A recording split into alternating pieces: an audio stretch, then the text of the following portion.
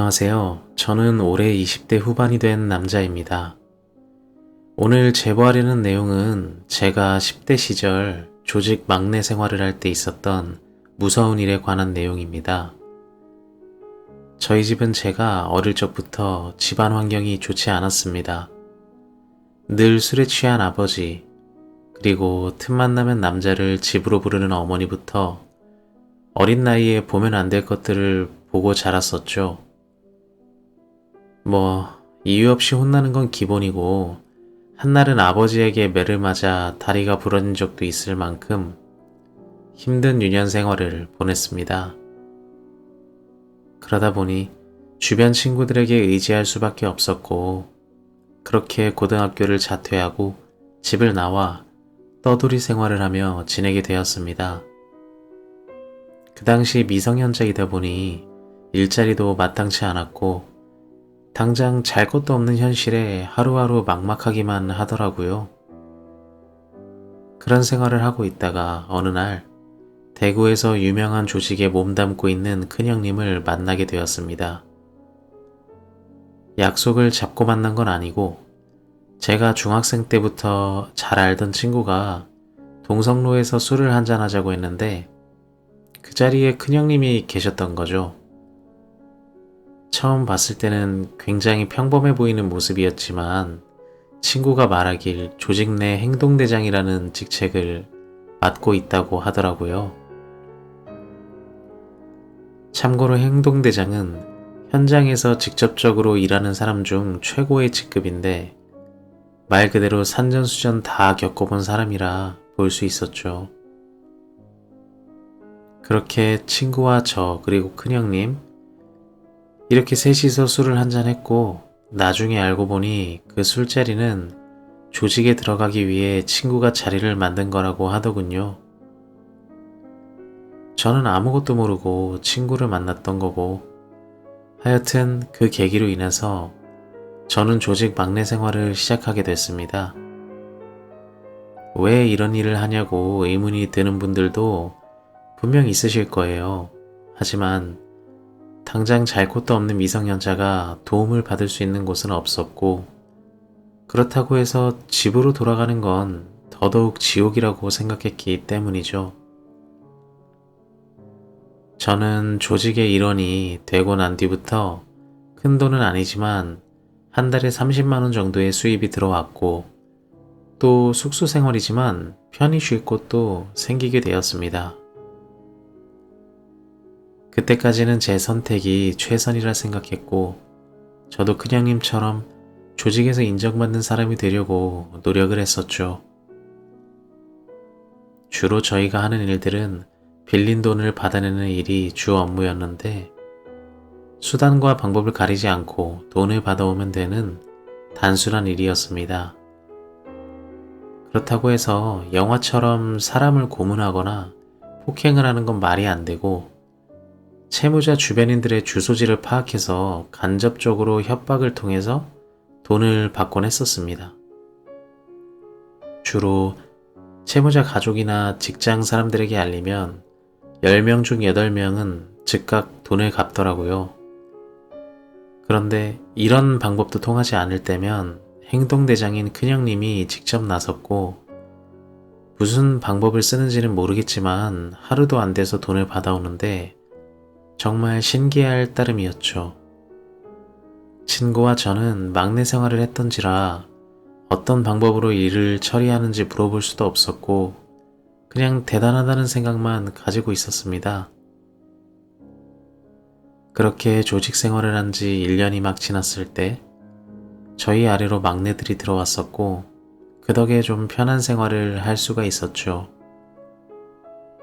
그 후로 숙소 청소나 잡심부름 같은 건 하지 않았지만 그보다 더 끔찍한 일을 경험해야만 했습니다.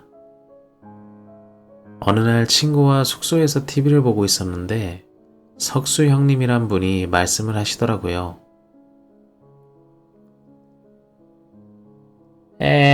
야 너희들 나 좀 따라가자. 그때가 밤 10시가 좀 넘은 시간이었고, 갑자기 이렇게 나가는 건 처음이라 저희들은 아무 생각 없이 형님을 따라 나섰습니다. 그 당시 석수 형님이 타고 다니던 차량이 그랜저 TG였는데 그날은 그 차를 타지 않고 검은색 봉고차에 탑승을 하더라고요. 저와 친구도 얼떨결에 봉고차에 타게 됐고 그렇게 어디론가 출발하게 되었습니다. 늦은 시간에 목적지도 모르는 상황이라 더 긴장할 수밖에 없었고 석수 형님 표정이 평소와 다르게 어두워 보여서 물어보기도 힘든 분위기였죠.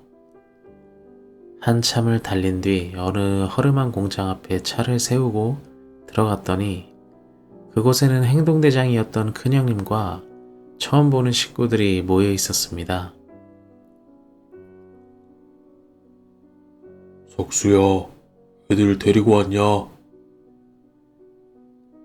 아, 예, 형님.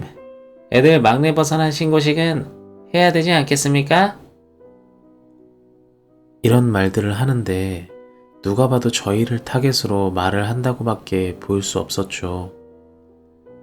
그런데 얼마 뒤 어떤 남자가 밧줄에 묶인 상태로 창고 안으로 끌려오는데 그걸 보는 순간 너무 무서워서 온몸이 굳어지더라고요. 저희는 무슨 영문인지 몰라서 멍하니 쳐다보고만 있었는데 그때 큰형님이 저희를 보고 이런 말을 하는 겁니다. 말로 안 되는 놈들은 매가 정답이야. 오늘은 너희들 둘이서 설거지 좀 해라. 그러면서 그 남자를 폭행하기 시작했고 이러다가 죽을 수도 있다는 생각이 들 만큼 폭행 수위가 끔찍하기 그지없었습니다. 그 상황에 저희들이 할 수 있는 건 아무것도 없었고 그 남자가 정신을 차리지 못할 정도로 실신 상태가 된 후에야 폭행은 끝이 났었죠. 둘이서 잘 처리하고 와라. 믿고 간다. 그렇게 큰형님과 석수형님은 창고 밖을 빠져나갔고 그 창고에는 저희와 그 남자 이렇게만 남아있던 상황이었습니다. 야, 이거 뭐 어떻게 하라는 말이야? 저와 친구는 뭘 어떻게 해야 할지도 모르겠고 이 모든 상황이 무섭기만 했습니다. 그때 석수 형님이 다시 들어오더니 웃으면서 말을 하더라고요. 너희들 그러고 있을 줄 알았다. 이 형님이 보여줄 테니까 잘 보고 배워둬.